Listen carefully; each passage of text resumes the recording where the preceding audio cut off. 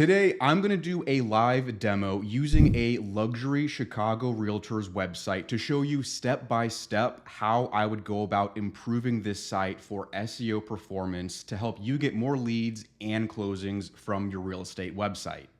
By the way, hi, my name is Jacob Peistrup and I do marketing for real estate agents and teams. If you want to learn how to get more leads from organic content on your website and your YouTube channel, my videos are just for you. Let's get down to business. Step one is you want to focus on conversions first and then traffic. More traffic doesn't matter if your website can't convert visitors into leads and closings. Before we talk about rankings, let's take a look at this site and talk about how your website should be designed to convert visitors into leads. First of all, before we talk about the website, I want to say job well done on the keyword-rich domain. luxchicagolandhomes.com. I like that a lot as an alternative to something like michaellafido.com. A lot of agents might take that route of using their name, but I like how you have a domain here that has your area in it, which is Chicagoland. If you can include the name of your city or your market in your domain, I think that's a very smart move. I would say that this homepage is very representative of how most real estate websites look. You have some kind of picture or video or a slideshow of pictures in the background that take up the whole screen. You've got a buy button and a sell button and some kind of listing search. Now, in this case, the listing search is hidden down here. It's actually pretty hard to see. I would miss that very easily just thinking that this navy bar is like a dividing line between these sections. So very hard to see that there, and a book an appointment button that's also pretty hard to see. Now, this site is built with luxury presence, and so if you look at a lot of websites that are using luxury presence, they follow a very similar pattern to how this looks. First, let's really dig into this above the fold section. And when I say above the fold, what I mean is everything that shows up on this website when you first hit the page, without scrolling. So if I scroll down here, everything below here is below the fold. What is the main call to action given what we're seeing right here? Well, there are two buttons right here in the middle of the screen. They're not the easiest to see. I would say the selling a home right here is a little bit easier to see, but if I hover over it, it basically disappears. Buying a home, that's a very difficult call to action to see. It really blends in with the rest of the website. I mean, the white color matches, the heading, the buttons up here, the logo, and it's a transparent background. So, if someone's looking at your website fast, I think both of these are going to be pretty easy to miss. So here's one thing right off the bat I highly recommend. When you are thinking about your website design, I want you to have one bright, standout color that is very easy to see that you use very selectively on your website, because you want to use this specific color for calls to action. With this website, I'm getting the sense that, we've got navy, we've got maybe some white, and then some of this lighter tan as the branding colors. But here's the issue. We're using this navy for the background right here. We're using it for buttons. We're using it for the text and the headings. And we're using it for the background color of these icons and these property addresses. So my point here is that if navy blue is one of your brand colors, great, wonderful, but don't use that same navy blue for buttons and headings and background images and icons, because it makes the buttons blend in with every other part of your website. So think maybe a red, maybe an orange, maybe a yellow in this case that really stands out against every other color on this website, and use it for buttons like this. Next thing, up here at the top of the screen, this navigation, there's a lot going on here. What is this? There's 8 different options up here, plus the accordion menu, which opens to even more options. So between this drop-down menu and the other buttons, we've got 9 options to choose from at the top of this website. And again, they're very easy to miss because the font is small and there's no background color behind this text. It's just the video we have playing behind. And so we have a lot of options for a visitor on your website. If they click this is a little bit overwhelming to look at. We've got home, we've got about, we've got our properties, we've got a home search. I don't think those should be separate options. And then we've got global listings down here. Again, we don't need a third option for that.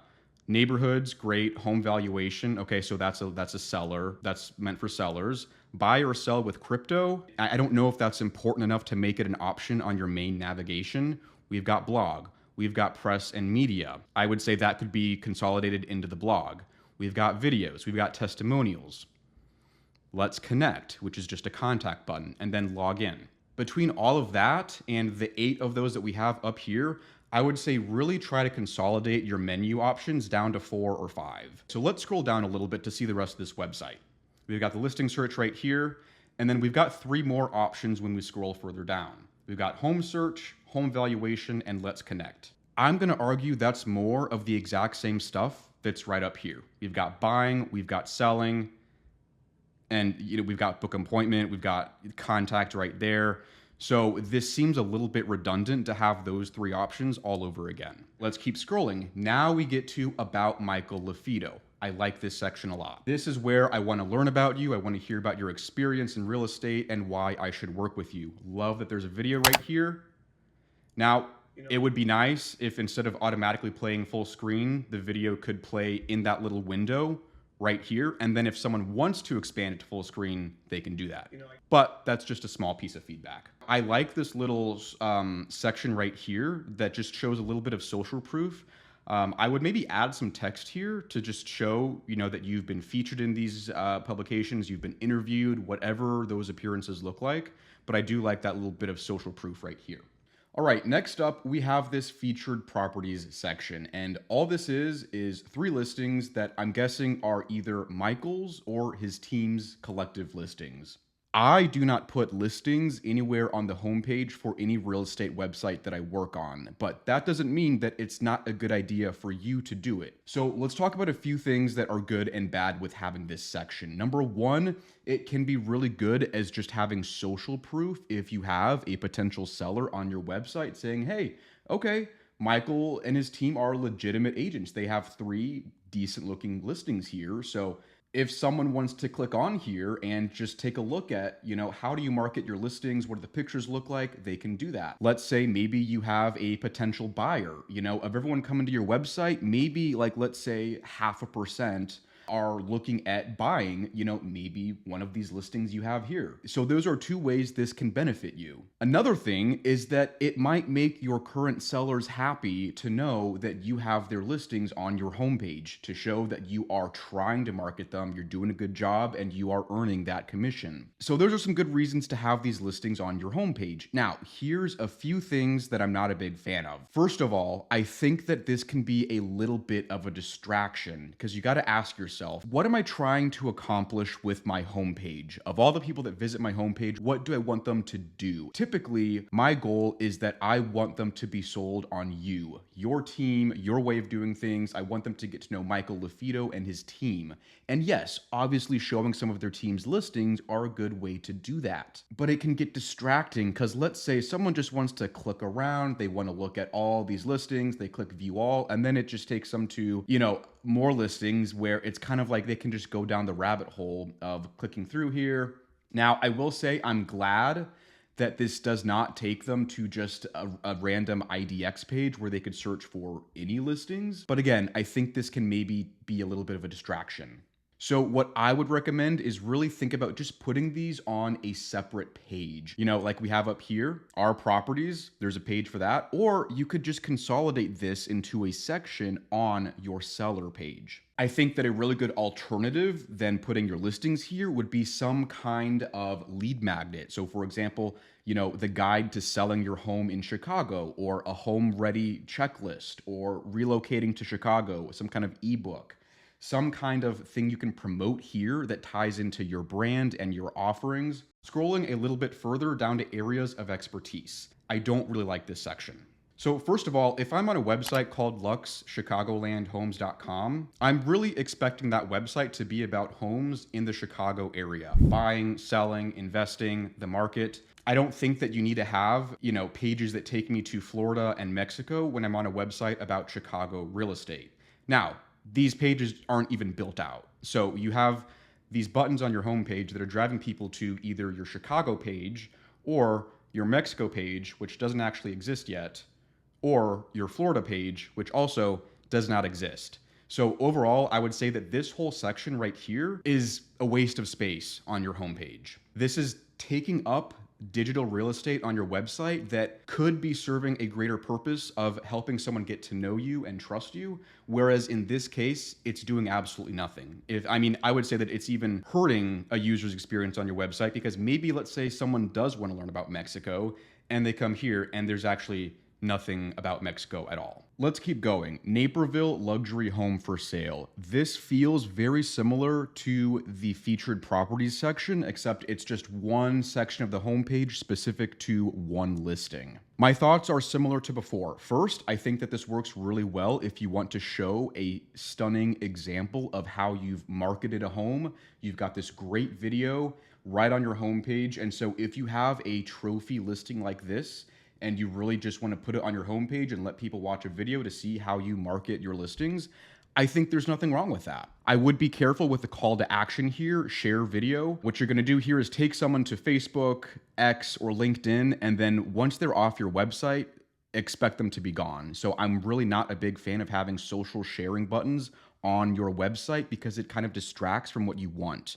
What you want is for people to stay on your website, keep scrolling, keep learning about you, and ultimately convert into a client. And what this is doing is not that. With this kind of listing advertisement, I would say you could absolutely put this on a seller specific page. It doesn't necessarily need to be on the homepage. But again, if it makes your sellers happy and you think it does a good job representing your business and showcasing to the world how you market properties, I think that's fine. I would maybe consider framing this a little bit differently. So Naperville luxury home for sale, I didn't see this anywhere up here in your featured properties, so I'm guessing this might be an old listing that's already sold. So, if you're advertising this as for sale and it no longer is, that's a little bit misleading.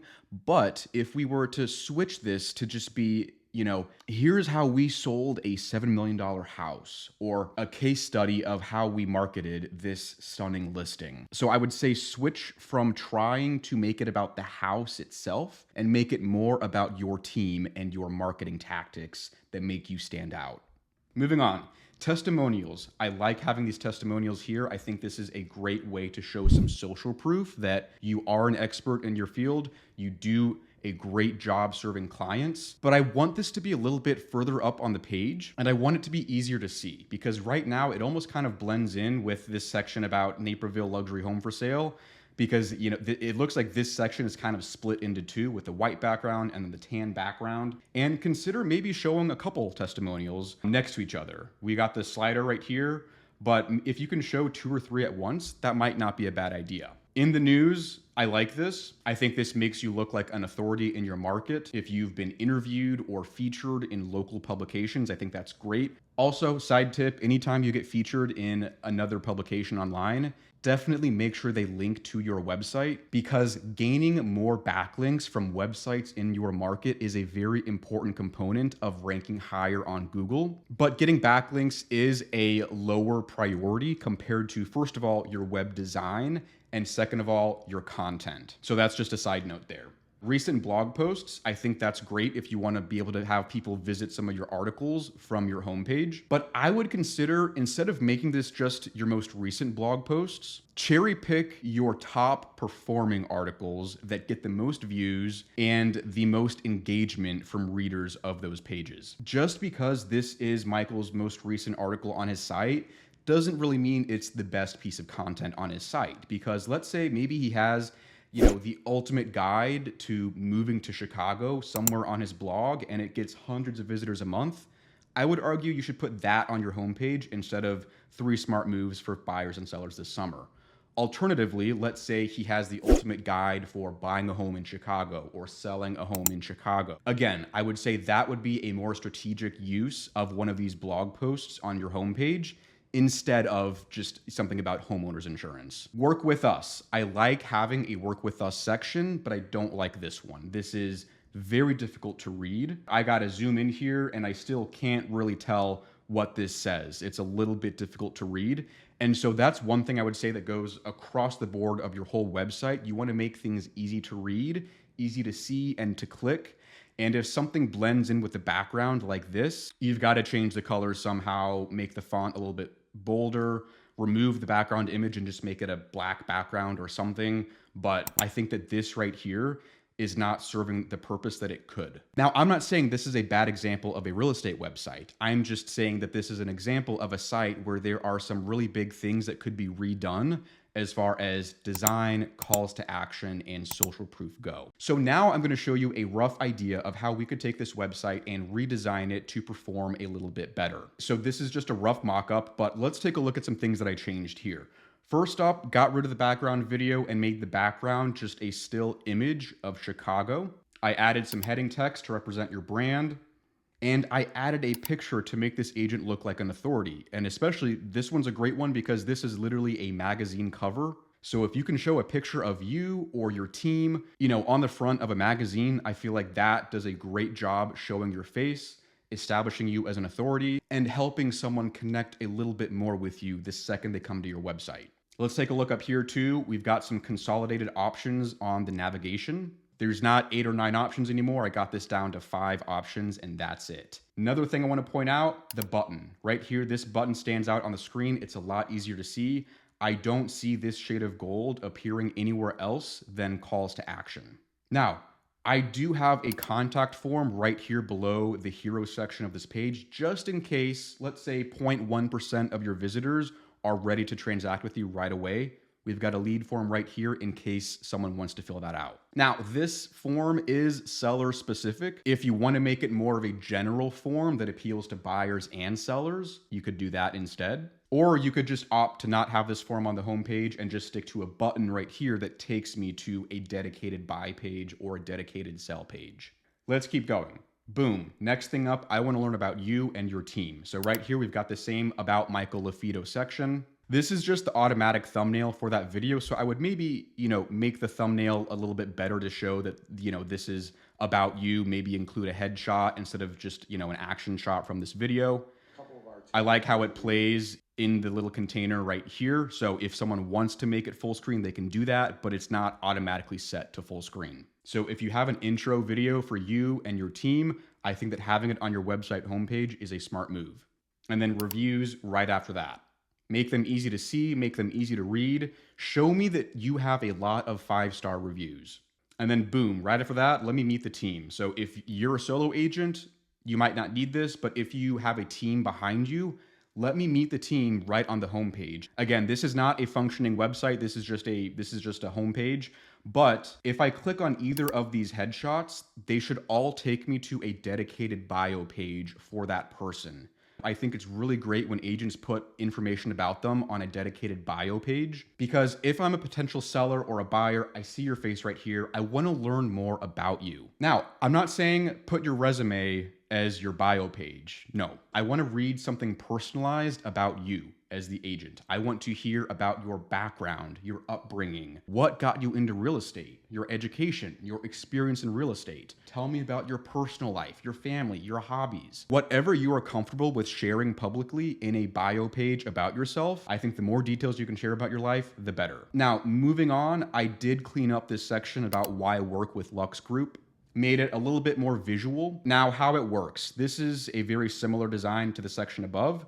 I just added this because maybe let's say someone is on your website and they've actually never sold a house before. They've been in it 5, 10, 15 years, and they just want to hear more at, high level. How does your process work? Again, this is a rough draft. This is not a perfect example of a website. I'm just showing you what could be a better example than the previous website. And again, the featured media section, I like that. So I kept those logos here. And then if you have videos, if you have a YouTube channel you want to promote, absolutely add some of those videos to your homepage. And again, if you want to make these just your most recent videos, that's fine. But I would argue go one step further and make these some of your best performing videos, either that get the most views, get the most leads, or get the most engagement on your YouTube channel that might appeal to a wider group of people that could be on your homepage. Finally, we have the in the news section from before, and the reason this is further down the page is just because I think that it is less important than linking to your top performing articles, your top performing YouTube videos. I think that if you have a press release on someone else's website, like Chicago Times, great, but I don't think that's as important as having your YouTube videos or your meet the team section, or your reviews. And finally, below the in the news section, we have one more call to action. Let's say that someone has scrolled all the way through our homepage, they've read it, they've gotten to know us.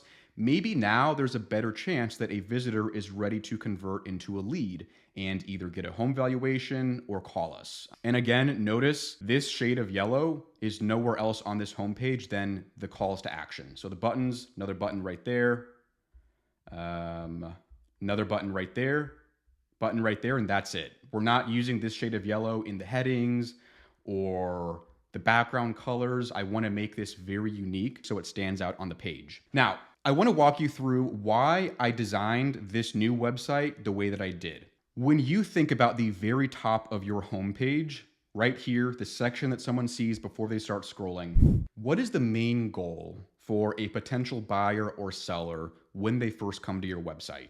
Is it to sign up for a listing appointment right away or a buyer's consult right away? Maybe that is the goal for a small percentage of your visitors that are ready to do business with you right there on the spot. When I work on designing a homepage for a website, the way I think about it is you want to have different levels of social proof that show who you are, why someone would work with you, and why they should trust you to be their agent. By the time someone finishes scrolling from the top of your website all the way down to the bottom, they should know who you are, a little bit about what you do, what makes you so great to work with, and how to reach you. I'm going to argue that should be the main goal for most real estate agents' websites. Now, I know that the whole web design part of SEO can be overwhelming and intimidating. If you want me to take a look at your website and maybe do a demo on it similar to this, or just give you some quick feedback, send me an email, hello@realestateseostrategy.com, or just send me a text message. I'm not saying that I'm going to create a whole mock-up of a new website like this for you, because that's work, I'm not going to lie. But depending on your website, I might be able to give you some quick wins. Now that we've talked about how to actually have a well-designed website and a good homepage, I want to talk about keyword traffic.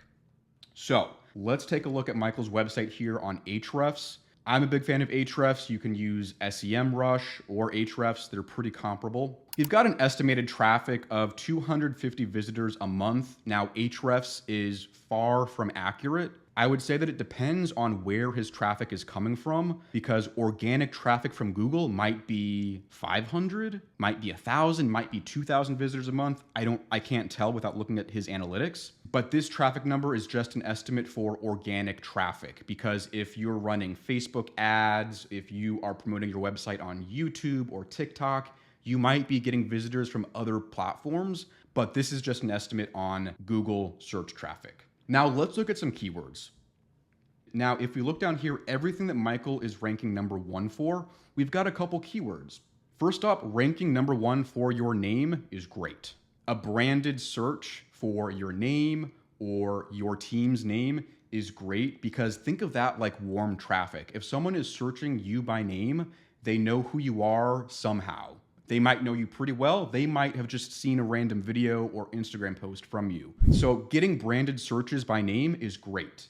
But what if your next listing came from someone that found your website who didn't even know who you were before that? And that is the goal, because real exponential growth of your website traffic comes from non-branded searches. Some of those non-branded searches might be searches for real estate agents. So realtor in Naperville, Illinois, real estate team in Chicago, something like that. Or you can also get traffic for keywords related to the neighborhoods and the towns that you service. So things like living in Naperville, Illinois, sell my house, Naperville, Illinois, moving to Wheaton, Illinois, or buying new construction in Aurora, Illinois. So on this website, I would like to see more rankings and more traffic from keywords like that. Now, if we look at the other keywords that are not Mike LaFido or Michael LaFido right here, a lot of them are going to one page. So we've got this one page right here,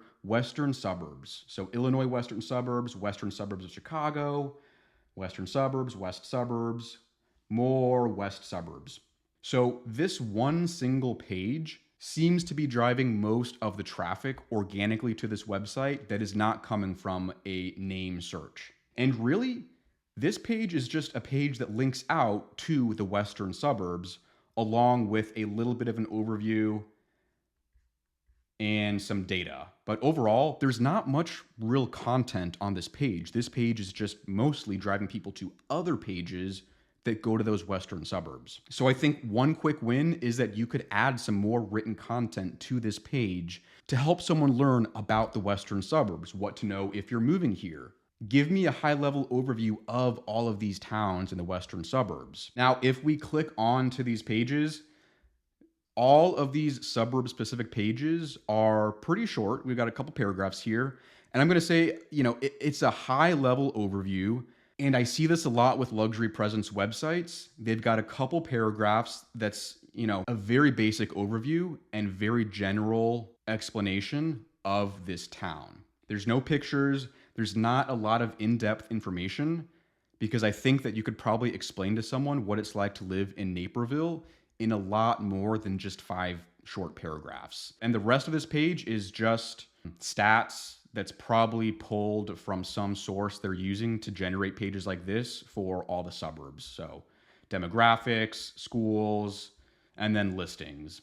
So really the only written content about Naperville is up here in these 5 paragraphs. So I would not really call this a high quality and in-depth neighborhood guide. I would say this is more like just scratching the surface of what we could say in a page about Naperville, Illinois. So for this website, I would really recommend building out a system for creating well-optimized pages that target some of those keywords like living in blank, sell my house in, moving to, best realtor in. And I'm going to explain how to create that content later in this video. Now, let's talk about the next step. One of the easiest ways to generate buyer and seller leads in your area to this day is still your Google business profile. If you can show up in the top 3 results. Local SEO, which really means just ranking your business profile in the map pack and on Google Maps, is definitely important.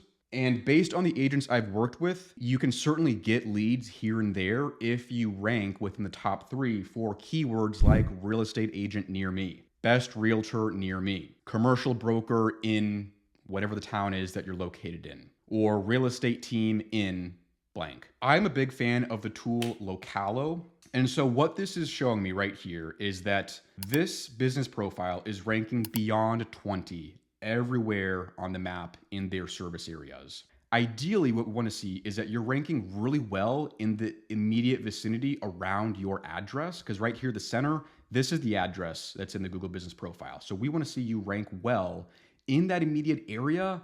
Ideally, all over the place, but depending on market competition, your rankings might go down the further outside of your core area. So the further of a radius you are around your address, the lower your rankings are probably going to be, but we do want to see that you have strong rankings right here in this area. Now, Localo can do a lot of helpful things to show you where you can improve your Google Maps rankings. It can show you how you're ranking for some of your most important keywords. And since I don't have access to Michael's Google business profile, if you want to connect your Google account, it can show you how much traffic you're getting with your profile views and reviews. It's a really helpful tool. So if you want to sign up for a free trial, the link for that's going to be down below. I highly recommend it. This is for a different website that I work on. And you can see right here, yes, there are areas where they're ranking, beyond position 20, but the closer we get to where their address is, they're ranking number 1. And they rank number 1 or 2 or 3 in other areas. And I would say this is not a perfect example of ranking on the map because ideally we want to see this all green. But this is what we want to see more of in the Google business profile. So I'm doing a search right now for realtors in Wheaton, Illinois. Now let's see who the top results are. That one's sponsored. I'm going to ignore that because they paid for that. And I'm going to be brutally honest, reviews are the way to win. So let's take a look at these top results. So the Lance Kames team, 136 reviews. Next one, 109 reviews. Next one, 108. 23 reviews. Okay, Southwestern Real Estate Illinois, that's kind of an outlier. They got 23 reviews. Next one, 57 reviews. Next one, 40 reviews. Now let me scroll down and find Michael LaFido. And we see that he's got 14 reviews. Between 14 reviews for Michael and compare that to 136 with the top result, there really is no way to optimize your profile enough to rank number one with 14 reviews when the current number one ranking has 136. Plain and simple, you need to have more reviews. Now, I'm guessing that Michael has sold more than just 14 homes in his real estate career. So what does this mean? It means you really need to have a system in place for collecting reviews from your clients. If you really want to be aggressive, I would say go for the kill at the closing table. Print out a QR code that links to go to your Google business profile, have it on a piece of paper or a card somewhere, and have your client scan that at the closing table. Now, I get it. That might not be appropriate for every situation and every client, depending on how that transaction went. I know how it goes. So if you're not asking at the closing table, that means you want to have some kind of system in place, maybe a drip text campaign or an email campaign, or you have set reminders every week on your calendar to call your clients and follow up with them to leave you a good review. And here's the thing that I will say based on my experience. Don't just have your clients write a one sentence, Michael was good, helps me buy a house, or help me sell a house. I highly recommend him. Like a one sentence review like that doesn't do as much to help you compared to more of a story, like saying, hey, I reached out to Michael a year ago. It was my first time buying a house. I was stressed. I was nervous. I didn't know where to start. Michael connected me with a top mortgage lender. We used a highly experienced inspector to get through inspections. There were a few things I was very worried about, and then Michael helped us get a credit from the seller at closing to cover all that. Michael answered all my questions. I would highly recommend him to any first-time buyer out there. I like to see lengthy reviews because here's the thing I've noticed. Obviously, as you know, real estate is very relationship driven. This is a high ticket item that someone is buying or selling. And that means they are often doing a lot of research to figure out who to work with. And I have absolutely heard from some of my agents where I help them rank, and they've gotten phone calls saying that the deciding factor was what they read in some of their reviews. When people see a review that describes the exact situation they're in, I think it helps them connect to you better and learn that you are a good fit for them. Now, the next thing to know about ranking in the local maps is that the address you're using on your profile, either that's your own office, if you have one, or it's the office of the brokerage you're under, ideally, you want that address to be in the middle of all of the core areas you do business. So the address for Michael's team is right here in Wheaton, Illinois. I'm imagining that Wheaton, Naperville, Glendale Heights, all of these western suburbs are his core area of business. Because let's say, his office is in the west, but, he does all of his deals down here in the south.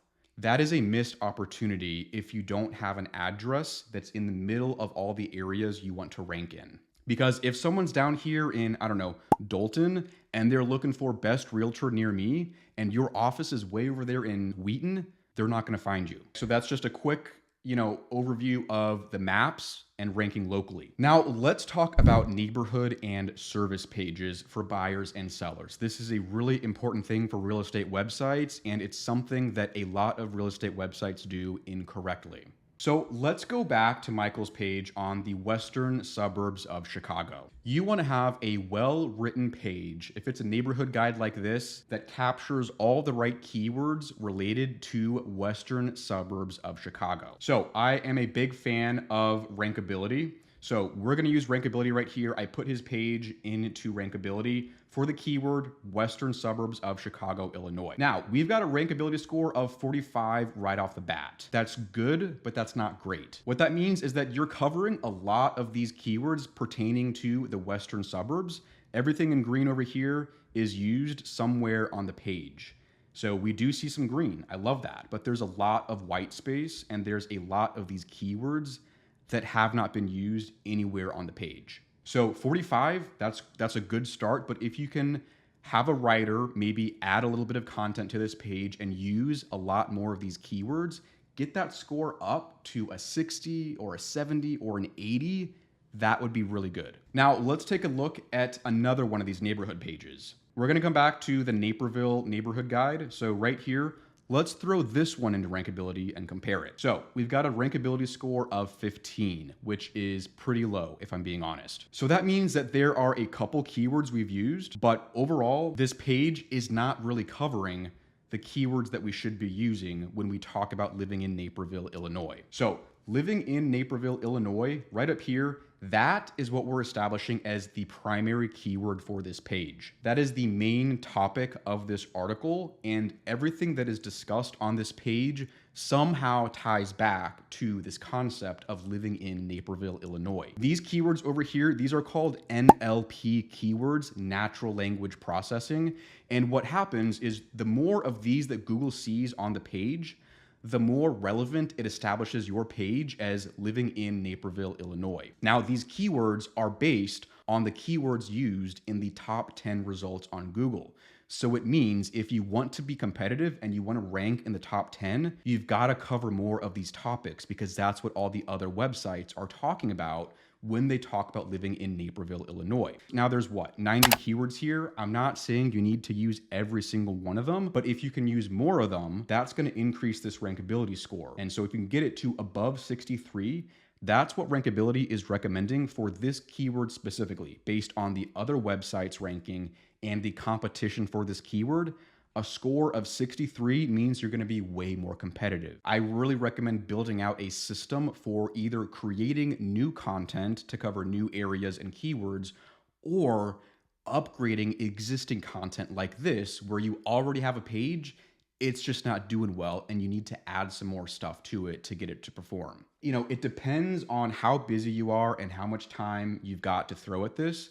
But if you can aim for 1 or 2 pages on your website a month, where you're either creating a brand new page if you don't have it, or upgrading an existing page like this to try to go from a score of 15 to 70 or 80. And especially if you're a busy agent, hire a writer. Hire a writer where you can give them your pages and give them the NLP keywords like this and have them revamp this page so it performs better. So 1 to 2 a month, bare minimum. I would say 1 to 2 per week if you really want to be aggressive with your SEO efforts on your website. Let's go back to the homepage and selling a home. Let's say that's me right now. I want to sell my home. First off, that button does not take me to a page on Michael Lafido's website. It takes me to a separate website that has this interactive form. It's going to take me from my address. There's going to be follow-up questions after this. I'm not going to fill that out because I don't want to submit a fake lead on someone else's website. The next issue with this is that there is very little content on here. How much is your home worth? Get a home value estimate, yada, yada. There is nothing SEO about this page. So no one is ever going to find this page unless they are already on your homepage and they click this button. So I would recommend you need to create a dedicated sell page that covers the broader market you serve. So in this case, that's Chicago. And then you want to take your core areas, the specific towns and neighborhoods that you do a lot of business in, and create specific sell pages for Naperville, Wheaton, Glen Allen, in addition to your broader sell page for selling my house in Chicago, Illinois. So let's take a look at this redesign concept. First thing I want to emphasize, this page is specific to Naperville, Illinois. We've got a picture of Naperville up there. We've got a lead form right here that's specific to a home in Naperville. And this is a place where if you've sold previous homes in Naperville, show them right here on this page for Naperville. Because this page, the structure of this page can be replicated across other areas. What you want to change is the pictures, the videos, the text on this page that says Naperville, and you want to tailor that to be specific to Wheaton or Glen Allen or whatever it is. So let's just take a quick scroll through here. We've got our buttons right here, a lead form right here. And then the rest of this, obviously we've got some more social proof right here, getting to know Lux Group and why work with Lux Group when you sell your Naperville home. Again, why work with us? Naperville specific real estate insights. This is great, and this is a good first start, but I would honestly say in this case, I would just add some more content here to maybe describe the market in Naperville.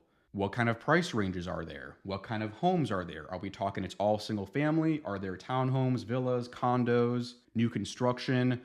Talk about the types of homes that someone might be selling. And then we've got the Naperville neighborhoods. Again, all of this specific to Naperville. High level overview of the process. And then down here, again, another call to action. So this is just a rough idea of what a better version of a seller page might look like. And this is what the written content should look like when we put it into rankability. We should have a pretty strong rankability score. We're using most of the keywords that are here. If I really wanted to be aggressive, I could maybe, see what keywords I have not used yet and really try to put those in here. And what you'll notice is that sometimes these are a couple random keywords that might just be buttons, or they might be in the footer of the homepage for whatever articles are ranking in the top 10. Rankability does a lot, so it can really help you write out your content. It can help you put together a brief when you send it to your writers so they know exactly what expectations are for this piece of content. You can use it for keyword research. A lot of helpful stuff. I use it for every single piece of content I make or I upgrade on my website. If you want to try it out, go grab the link in the description. It's a really, really important tool. I would say do this for 3 to 4 of your core areas. Your core area should be a part of town, a neighborhood, a suburb, whatever, where you do a lot of business selling homes, working with buyers. You know the lay of the land. You know all the neighborhoods, the subdivisions, the condo buildings, apartment buildings. You know this area. You are familiar with the real estate market and the nuances that make this area unique. Get detailed. I don't want this to be a generalized seller page about anywhere in Chicago. I want this to be very specific to Naperville. If you have reviews from sellers and buyers you've worked with in Naperville specifically, include those on this page. Because what we're trying to do is make this a page that, yes, someone could click to on our website if they read our guide on living in Naperville or they look at the neighborhoods we service. But really, we also want to capture people that are searching on Google for sell my house Naperville or how to sell my home in Naperville. Some kind of keyword like that where we want to show up for that with this page specific to Naperville. And I know that's difficult because you can't just copy and paste this across other areas you service. You got to spend some time making them unique. And if you're working on creating better SEO content and you want some help, go watch this previous video. It's all about 5 tips I have on creating SEO content for your website that actually gets results, gets leads, and turns into closings. Thanks for watching, and I'll see you next time.